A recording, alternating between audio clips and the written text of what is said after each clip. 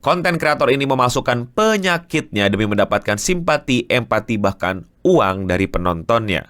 Waduh, kok kayak nggak kaget ya, kayak terjadi juga di sekitar kita ya. Tapi tenang, gue tidak akan membahas yang di sekitar kita, gue akan ngebahas yang di Amerika. Inilah kisah Boogie, seorang konten kreator YouTube yang cukup OG, tapi seperti akhir-akhir ini nasib dia kurang baik. Apa yang sebenarnya terjadi sama Boogie?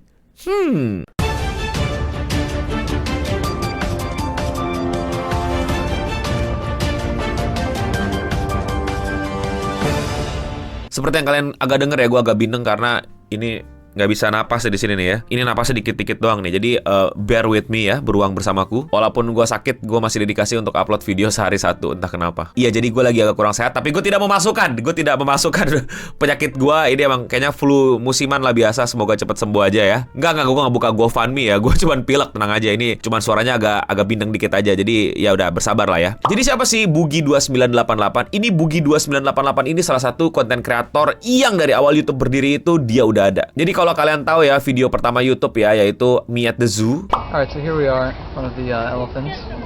Nah, Boogie upload video itu nggak jauh lama dari itu, dimana dia bikin sebuah dance yang dulu tuh sangat meme banget, sangat terkenal banget, sangat-sangat rame di kalangan anak-anak 9gag. Kalau kalian lupa, inilah meme-nya. Just dance, gonna be okay. Go yourself. Nah, selain itu, kalau kalian cukup chronically online di internet, kalian juga pasti tahu kalau Boogie ini dulu terkenal bukan dengan nama Boogie, melainkan nama Francis, yaitu sebuah karakter, sebuah alter ego yang dia ciptakan dan dia perankan. Dia bikin banyak sketsa-sketsa gitu tentang Francis, yaitu gamer obesitas yang suka banget sama Mountain Dew dan gak punya semacam kontrol akan dirinya dan punya anger issue. Where's my Mountain Dew? What are you talking about, man? No, where's my Mountain Dew? I keep it in the microwave. Kalau menurut kalian nggak dapet lucunya, dulu tuh ini lucu banget. Yang pasti pengen ngegambarin bagaimana sih gamer-gamer, rage gamer itu tuh di balik layar tuh yang ngamuk-ngamuk online tuh kayak gimana. How the am I not gonna win? I'm at 9 points, Jeff.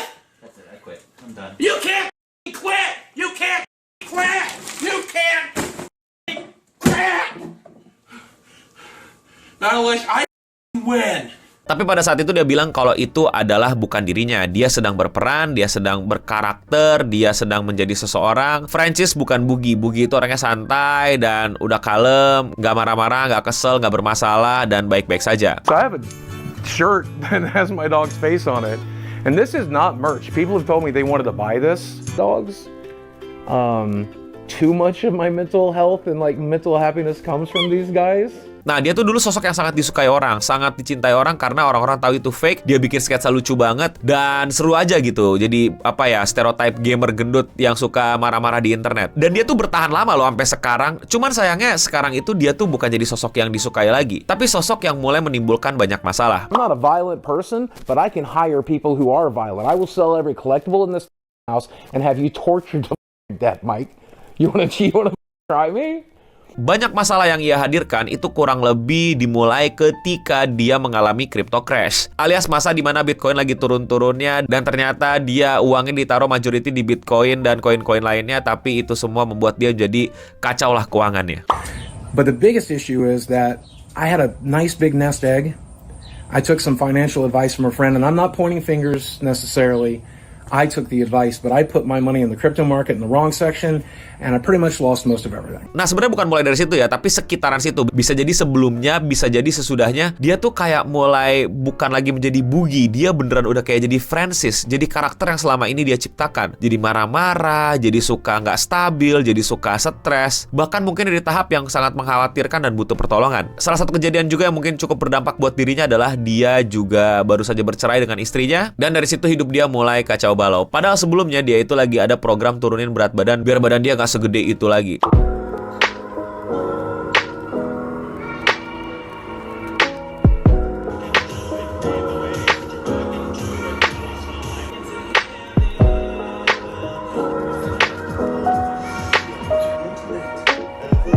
Tapi kayaknya itu semua program kacau balau nih karena hidupnya lagi jatuh-jatuhnya. Orang-orang tuh penasaran gitu, ada apa sih sama Boogie? Kenapa dia begini, kenapa dia begitu, kenapa kok konten-kontennya jadi aneh-aneh gitu. Bahkan tuh udah banyak beredaran klip dia tuh berlaku aneh-aneh gitu kalau diketemukan oleh orang. Also wanted people to not attack me, so I played the victim like a dick, knowing it never works. He's like a overt narcissist piece of You want to hear what it is? I reverted to my covert. Sampai akhirnya ada orang namanya Mike Klum itu bikin dokumenter tentang The Dark Sad Life of Boogie. Ya jelas-jelas dokumenter tentang Boogie. Jadi apa sih yang sebenarnya terjadi di balik layar? Karena selama ini kita cuma lihat Twitternya, konten-kontennya di YouTube, di sosial medianya, tapi kayaknya dia lagi nggak stabil dan orang ini berusaha untuk mendokumentasikannya. Durasi videonya kurang lebih 1 jam dan gue sangat menyarankan kalian untuk menonton. Tapi gue mau ngambil beberapa hal yang menurut gue cukup menggilukan ya. Semenjak dia cerai dari istrinya, dia mulai ketagihan sama hookers alias PSK, dan dia itu sangat-sangat financial irresponsible. Dia itu kalau dapat duit ya dari AdSense atau dari sponsor gitu, bukannya dipakai untuk bayar utang-utangnya yang cukup membengkak, dia malah pakai uang itu untuk beli barang-barang tidak penting, seperti beli game atau pre-order ini, pre-order itu. Kayak siapa? Ya, kayak lo. Ini pertanyaan nih buat lu semua. Lu semua kan mumpung masih masih dibiayain orang tua lah, masih tinggal sama orang tua, masih dikasih duit jajan. Duit jajan itu bukan buat dihabisin, habis itu dimuntah-muntahin ke game dan di-currency-in game. Bertanggung jawablah sedikit dan belajarlah untuk memanage keuangan lu. Mumpung lu duitnya masih dikasih sama orang tua, masih tinggal sama orang tua, makan masih tinggal ke meja makan, gak usah beli. Who knows, kalau kalian irresponsible dari sekarang sama keuangan kalian bisa end up kayak Boogie. Nah, yang paling parahnya sekarang terjadi 2 hal yang cukup signifikan yang benar-benar menghancurkan karir Boogie dan semacam image dia di masyarakat dan para penonton YouTube. Pertama, Boogie itu terlibat terhadap crypto scam. Ini udah dibuktikan sama CoffeeZilla ya. Seperti yang kalian tahu, CoffeeZilla ini adalah konten kreator yang suka banget gue tonton. Dia itu ngebedah orang-orang yang suka nge-scam, terutama nge-scam pakai kripto. Sekali lagi disclaimer, gue nggak bilang semua kripto itu scam, tapi memang ada kok. Dan bahkan banyak orang-orang yang memanfaatkan kripto untuk kepentingan scam mereka, kayak Boogie. Gampangnya Boogie dibayar untuk ngepromot sebuah koin yang entah apa itu, dan dia bikin gaya ngepromoinnya tuh kayak Andrew Tate gendut gitu. But I'm here to tell you the truth and the hacks to help you break free from the matrix so you can be a brokey. Terus ditinggalin aja ya Pamendam. Sederhananya Pamendam ya dipanas-panasin, dirame-ramein sehingga harganya menaik. Pas harga udah di atas, dia jual semua, jatuh harganya. Yang nyangkut yang kesian. Is a scam, a pump and dump. What do you have to say for yourself? Well, I don't think it's a pump and dump. It is a meme coin. It's literally from a thing called pump.fun. What are you talking about? Dan baru-baru ini yang lagi ramai dan lagi dibicarakan banyak orang, dia itu ngaku ke orang-orang kalau dia itu kena cancer. Back, I said that I likely could potentially have a form of cancer. Cancer, men, penyakit mematikan. Siapa juga yang mau kena cancer? Dan dia ini memang secara fisik kelihatan banget gitu, kayak ada sakit dalam tubuhnya gitu. Dan tiba-tiba ya dia bilang ke audiensnya kalau dia kena cancer. Dan dari situ orang-orang jadi mulai sedih sama dia, jadi mulai empati sama dia, jadi mulai simpati dan lain-lain. Sampai akhirnya salah satu konten kreator yaitu Destiny itu ngebongkar kalau orang ini dicurigai nggak kena cancer kok. Boogie 2488, you are being confronted tonight. I am 99% sure that you are faking. No, don't move. You are faking your cancer diagnosis, Boogie. Showing any of these motherfuckers my medical paper.